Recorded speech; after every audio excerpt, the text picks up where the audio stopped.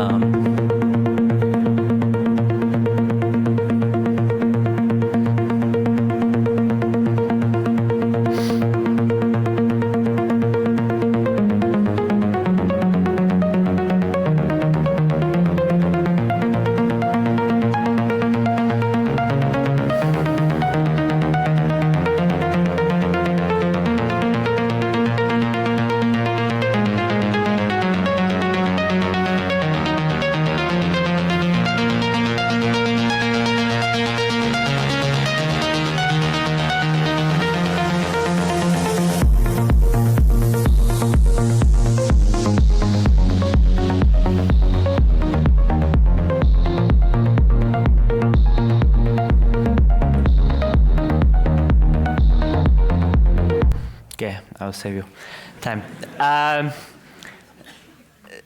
I put that show reel on purpose because if you just see that video online, it's very generic. And it could be motion design, could be Cinema 4D, can be Unreal these days, could be old, could be new, could be Gen AI these days as well. And if you look at the 12 years of our work, the map is quite diverse. And what I was showing in the video is mostly what I call readable and unreadable data art, and a bit of generative design.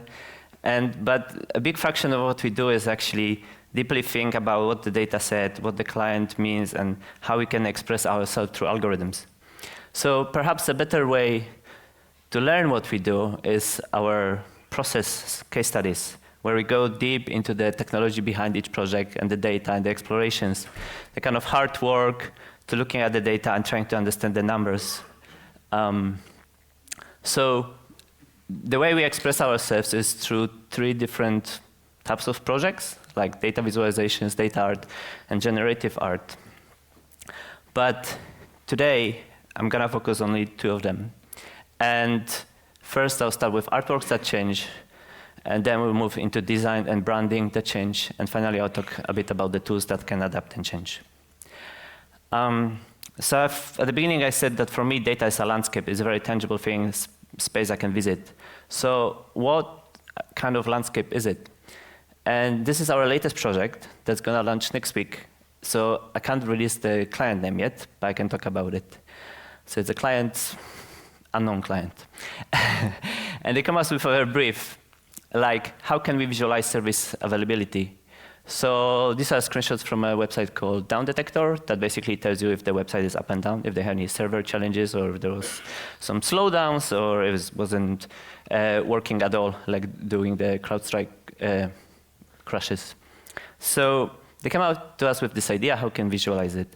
And working with their IT team, we designed an API that allows us to pull and store the availability data for each service.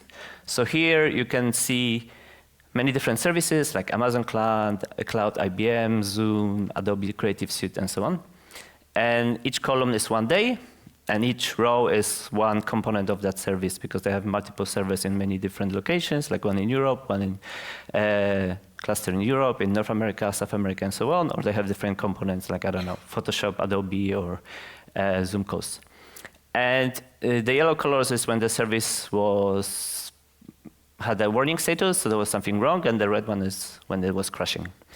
So as you can see, everything is always broken in some form, some way during the week. No surprise there. And the way we wanted to visualize it is very much like a landscape. So if the service is stable, it's flat and calm, and if service is unstable because it was crashing, then it's more like rigid or noisy landscape. And then, because there's so many groups, so many categories, so many components, we tried a couple of more classic data visualization approaches like this bubble chart and some clustering algorithms to design the layout of this kind of world. And what happens is that when you visualize it in the 3D, it gets to this kind of uncanny valley where it kind of starts looking like art, but it still looks like a data visualization. And this was for us a very dead end. This is just noise animated. There's no data involved here beside the clusters themselves. And through the exploration, we came up with this aesthetic of like extruded pixels, like a voxel landscape, that if we manage to represent the services and the clusters in some interesting way, and the availability data will move them up and down, then that could be a compelling solution. So, waiting for the cloud. This is one of the examples where we took some test images, not generated, actually this one is generated with code, and used them as the baseline for this landscape and extrusion. And going deep into these algorithms and really testing it is what I love in those projects. Because if you have the right client, they can let you go wild, and you can like explore the directions beyond the initial brief. So throughout those experiments, we discovered that we really like the grid structure because it's kind of industrial infrastructure structure, makes sense.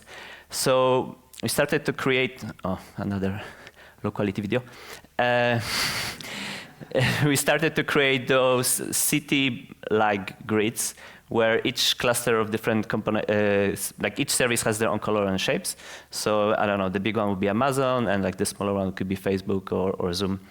And we really like that approach. So then the question was, it looked like a promising direction.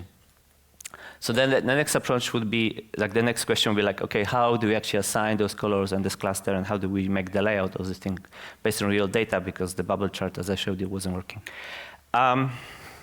Just pretty pictures. So the way it works in the final version is that we have number of generated shapes, like the number 1 to 13. Then we have number of categories with their own color palette. And if we multiply the shapes times color palette, we can, not unique, but like diverse enough of set and icons for each service that allows us to build this landscape with actual color coding and shape coding. So you are able to, based on the size and the location, identify the same service throughout the days. And one more trick we did is that on the left you have just like a columns and a linear kind of list of all the services, and then we shuffle it a bit to look more like a landscape, while keeping the count of all those squares the same. So like the proportions and the data is accurate, it's just the layout is more dynamic. So now if you take this, connect it to the data, put it in 3D, you get this kind of landscape, and these are actual real sources and real services with the real availability data running from API on the client website, launching hopefully in a week or so. So here are the final visuals with like proper brand colors and color grading. And you can see that it might look like a mountain range or a land, but actually it's fully data driven. And the designers who use it for making like a branding materials, they have ability to enable this like a data layer to visualize what are they actually seeing on the screen.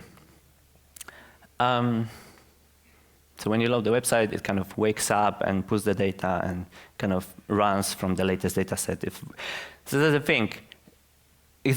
live data, right? So if nothing is crashed, it would be calm and quiet, and nothing would be happening. It never happened so far, so we good. Okay, and there's like a high-resolution video. Fine. Same thing. For me, I have to stress out again here that for me, it's really important that there's some form of correlation between visuals and the data set. And like the visuals are data-driven and explainable, that there is a correlation, it's just random values on the screen. Speaking of landscapes and infrastructure, I had long-term fascination with network towers, 3G, 4G, 5G. And for one of my artworks, I created a digital version of this nature plus technology. And this project was called Urban Flora, which is like a long-form generative art, which means there's one algorithm or multiple outputs. This was actually an NFT when those were popular, long time ago, right, history. And in the early version of the project, there's actually a cell tower there, which was also procedural generated that didn't make it to the final version because those alien megastructures took over. And this is fully procedural, so like the leaves are generated, the branches are generated, the trees are generated through an algorithm called space colonization. That has nothing to do with space exploration, unfortunately. And those visuals then are parametric, which means for every, I can assign random number, and I will get different color, different tree, different megastructure. And because those are generated when you load this artwork for the first time, it actually grows as their branches are being, as they're blooming. And why I'm talking about this? Because even though I could just drop a platonic solid there or like a 3D modeled by hand shape, I really want those to be generated. So in this case, there is a thing, well, we know platonic solids like your tetrahedron and cube and so on. And there's this thing called Conway-Hart polyhedron notation, which is basically a language or a set of operation of subdividing, cutting corners, and transforming those polyhedra into more complex shapes. So with a number of formulas, you can then create more and more complex shapes, and you can, it's recursive, so I can apply this formula once, cut the corners, and then cut corners of the corners, and so on. And in the end, you end up with those super organic structures. So here are all the shapes, and the cool thing is that when I started this project, I maybe expected to have something like the bottom row. And as I was playing with those formulas and this notation, it gets more and more complex, and it really added value to the project. Here's like the final selection of the thing. And interesting thing is that this is curated, so it looks very like diverse and unique, and like, wow, so many possibilities. And then you show all of them, and in the sea of the diversity, it all starts to look samey. And while still, like, it's locally diverse, but globally is quite uniform. And that's an interesting idea with those algorithms that no matter how much variation I put, how many parameters, like at large enough scale, they start to look same. Debug view. Okay. As I said, I often take inspiration from nature. So when Aniel Berner approached me to work on Nature plus Data project, I was very excited. And in this project, we worked with a plant called Alpine Enchanter's Nightshade, very nice name. And basically, Aniel, who is a data artist herself, started with a question, like how will the flowers bloom in the year 2100, which is in, 76 years. And she came up with this question because first, at the time, I think she was in Finland, and this nightshade grows in the local forest. And now with the climate emergency we have, maybe for our higher temperatures are worse, but for fauna and flora, not necessarily. And what would happen if, average temperature in southern Finland increased from 7.5 degrees to 14.5 degrees in, should be 2100. Wrong number there. Cool. typo. So similar like with urban flora, I started by deconstructing the plant. So we have a leaf that I'll talk about a bit more, and then 12 leaves with petals, and then those petals go on a stick, and you have branching, and there goes your plant. You can make it fancy renders, but it doesn't change much how it's constructed. And she made those beautiful diagrams to explaining what is actually happening. So this is year 2026, so in 2 years.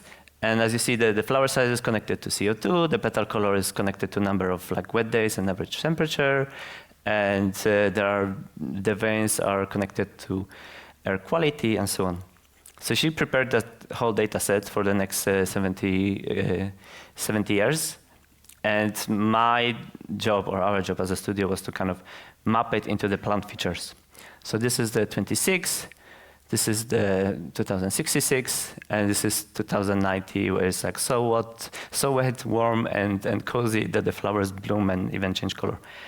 And here's a couple of final outputs, and again, and the full spectrum, where you can see, depending on the variation of the temperature and the humidity and everything, like the colors could actually come out of the existence. This is of course speculative design. Like I don't think this will happen, but just the idea of representing data and having a conversation about like why this got so red and is it that hot and so on, is very interesting.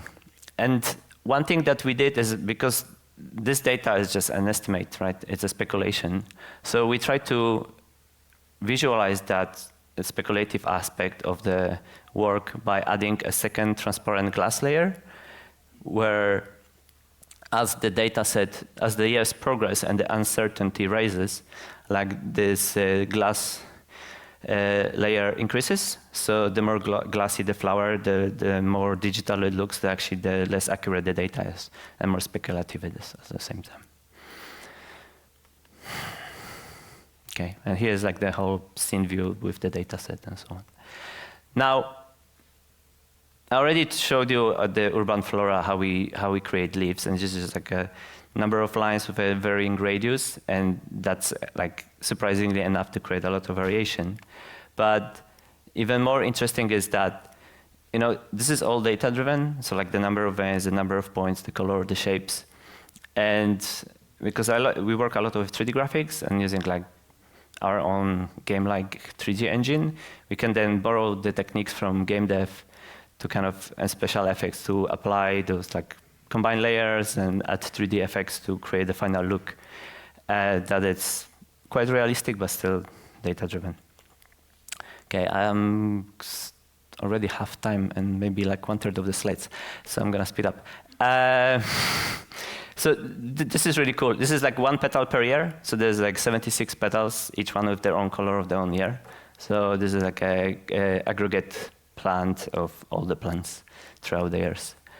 And I talked about the inspirations from nature, but like nature, like if you look at the photography of nature, like it's always in the settings, in the context. There's like many plants, many bushes, many trees, and I really like the photographer called Blosfeld, because at the time where he was doing it, they only had black and white photography. But because of that, he really focused on the features, and he really cleaned up the texture, the plants.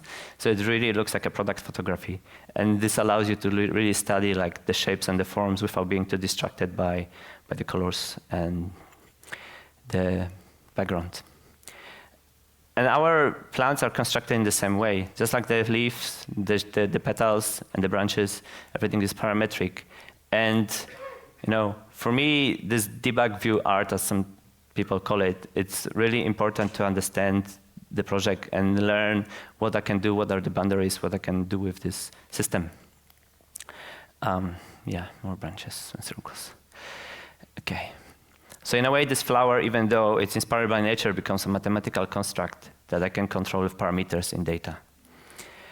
Okay, let's move to design and branding. So the same way as the plants were parametric, nowadays the brands they have a challenge, right? There's so many social media platforms, mobile devices, indoor, outdoor, mobile, virtual, many ways and avenues to express your brand.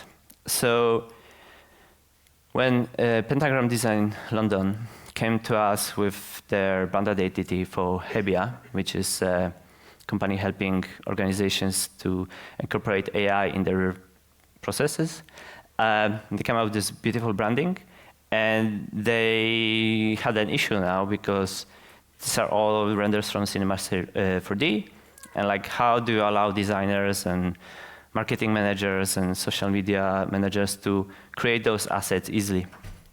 So they come up to us if we can encode those constraints and those rules into an algorithm.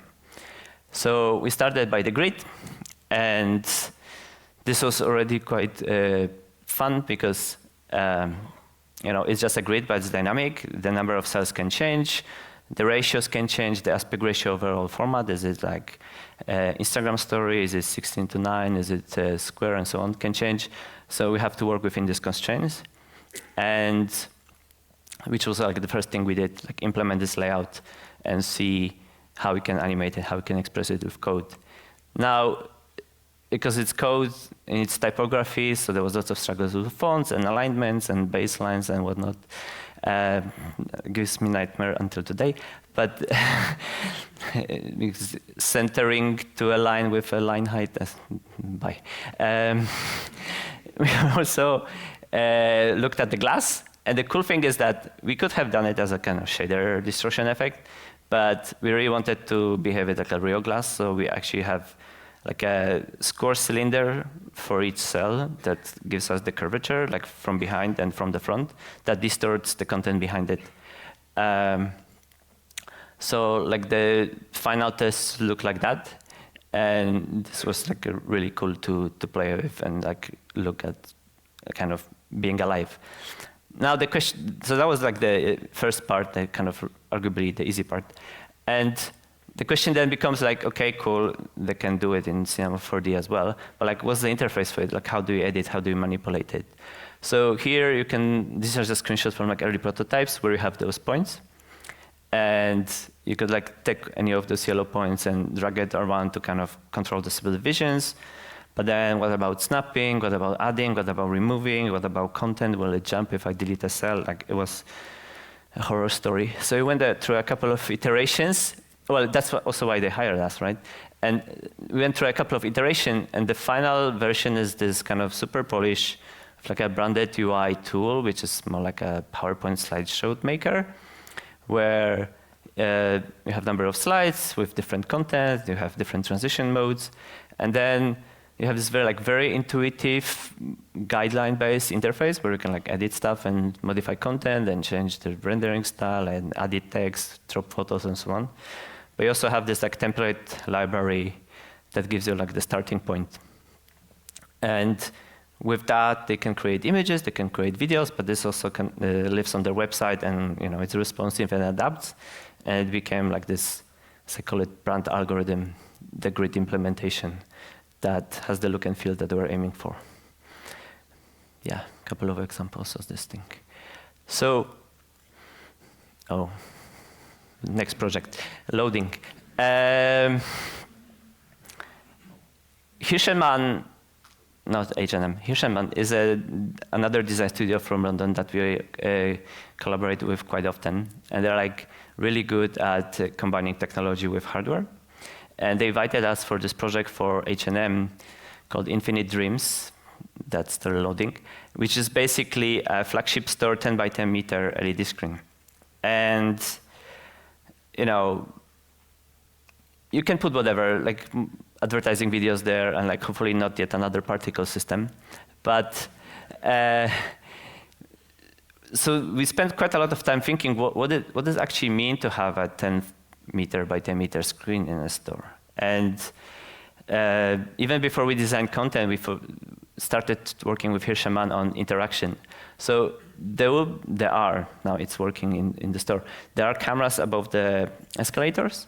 So as people go up and down, we have a tracking data of their position on the escalator. So we can then map that position to the position on the screen. And influence what's happening on the screen, because this artwork is real-time generated and interactive. It's not just a video. So fashion brand, okay, some type of fabric, we knew we'll end up with that. So we started doing some simulations, writing our cloth simulator from scratch because we have too much time. And then looking also at the garments.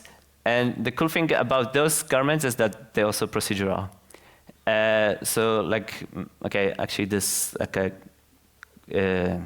blanket-like mesh, it's from Houdini, from early test. The rest is code, the one on the bottom as well. But the textures are procedural. So it makes you think of, we have 2D, which is the fabric, and 3D, which is the cloth. And like, how do you make those two interact, especially when the texture is generated and the cloth itself is also generated. And I think it's important that, in my life, like, oh, I wrote cloth simulator from scratch, why don't you use library? But through the process of developing it and learning how it works and how to crash the simulation, how to make it stable, it gives you ideas. For example, like, the cloth is made of a grid of points, and there are vertices, and you can make some of those vertices not move, right? So what if you use 2D design and typography to anchor those points of the cloth so it's static and kind of impact it this way instead of just have another flag or carpet animated? And because it's a big screen, it was a big deal for the client. We also had the pleasure to go to Slovakia, to LED factory when they're assembled and cured. And that allows us to engage with the medium and test like what's working, what's not working, how big should be the LED pitch, and so on. And through those explorations and kind of like seeing what kind of textures and materials work, we discovered a lot of like what we don't want to do. And so all the thin lines that I used throughout this presentation as a kind of backgrounds for many of the slides, like they were not working, there was too much glitch and so on. So what we ended up, and there's like scaffolding in the store while it was being developed, which is a typical story for those installations. We ended up with this metallic-like fabric that's react to people movement and digital wind. And it's very futuristic kind of aesthetic. And just like with Hebia, they have a tool, they can change content, they can apply different designs and presets. And it ended up like this, where the client has like a little CMS where they can change content based on the season and then new collection and so on. And it has been also traveling throughout the different stores. So I just played 10-second video so you can actually see the movement of like how it tracks people as you go on the staircases and how it looks in the space. Debug view. Okay. The screen is telling me 8 minutes. So let me go through the last section. So because each one of those artworks or designs is like parametric systems. So in order to create that, we build tools to create tools. And one of those tools is called Nodes, a loading screenshot. It's our in-house visual programming tool that I developed with my colleague, Damien Segan. And we think of it as a thinking space for ideas with code. And basically, it's like a visual programming, which some people might know from like Houdini or Blender or Unreal blueprints and now VFX graph in Unity and so on. So nothing special here. It works like all of them. You connect blocks of code. There's a library of those blocks. It's interactive, explorative, real-time, runs in the browser in our case.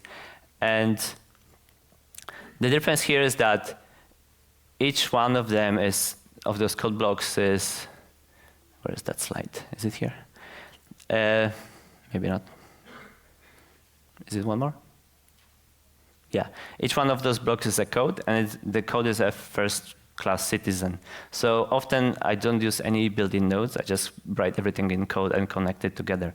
And for me, that connecting together and looking at the spatial canvas and kind of seeing the algorithm and looking at different versions of it is very important, because maybe just how my brain works, but I really want to see it the artwork, we also want to see what is it and how is it constructed. So we have a number of libraries, that's not important. But like, here's the nightshade plant, with part of the graph on the left. And the whole project is quite big because there's number of scenes, number of flowers, different data sets, and so on. But each one of them, like here's like a mapping, like a list of all the colors and loading all the data. Each one of those blocks on its own is quite understandable. Or how this is how we create the petal structure and so on, and geometry. And I really love this quote because so it says we shape our tools and therefore our tools shape us. And I could use Houdini, I could use Blender, I could use Cinema 4D, but I think by working with the code as a material and the tools, it kind of changes my understanding and kind of changes my understanding of the tool, and therefore like I discover new paths that I wouldn't, maybe it's not a template or a plugin in another tool. So by engaging with the tool, it changes the outcome. So we can create particles, we can create 2D designs, we can create 3D landscapes, and we can create medical data inspired renders, but there's no like one nodes look, and we not boxed our studio in the one particular aesthetic because this particular tool makes you think in a particular way. And here's urban flora. And for one of my projects, it was called algorithmic memory, which is like a fainted memory of a foggy city, which is a video animation. I actually printed 2 posters, and for me, those two, like one is the artwork, one is the code of the artwork, and for me, like they're equally important because like the artwork is the code and code is the artwork, and there's art in the code as well, you can say. So, 4 minutes, okay. Data visualization, data art. Okay, so now data visualization, we know it can look like this. Data art can be flowers, and generative art is more random and not that readable, or maybe there's no data behind it. So I like to think of this as a spectrum. And so we have data, more data things on the left and less and no data things on the right. And data art is kind of in between those two. So now you can think of it as a spectrum of control. So like if I create a parametric system, sizes, counts, colors, and so on, like who decides what the color is, what the size is? Is it the data deciding? Then we have data visualization.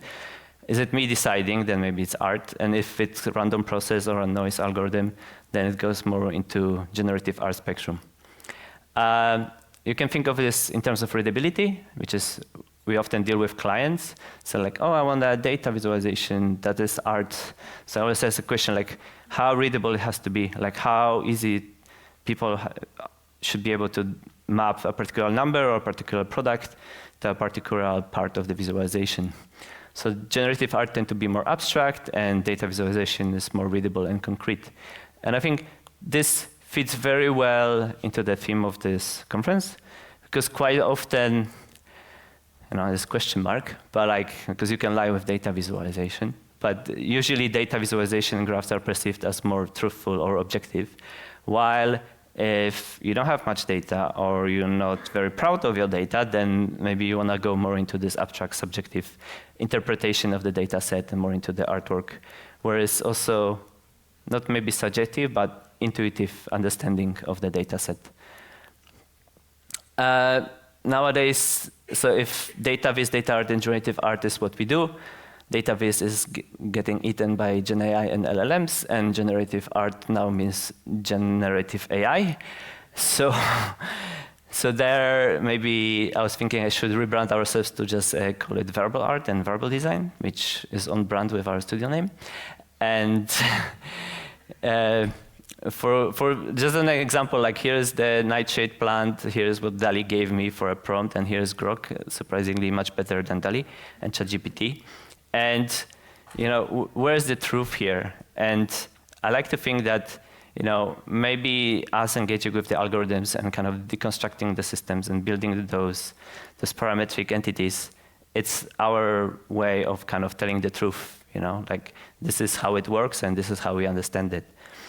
So even if I can build a tool and then drop it into generative AI to transform it, or I don't know, I use ChatGPT to teach me physics these days because it's faster this way, and still code it, don't let it code it for me because that's the whole fun.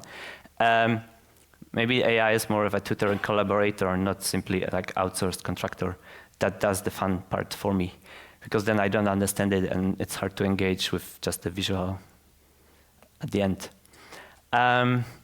This whole journey started from my fascination with data visualization and computer science that I was studying. And at the time, 15 years ago, quantified self movement was very popular, which was looking at your life through data. And one of the most famous quotes there was this quote by Socrates that unexamined life is not worth living. And perhaps you can paraphrase it and, you know, an unexamined artwork is not worth creating. And let it be artwork or your design or app or anything that you do in your daily life. But yeah, with this message, I would like to thank you.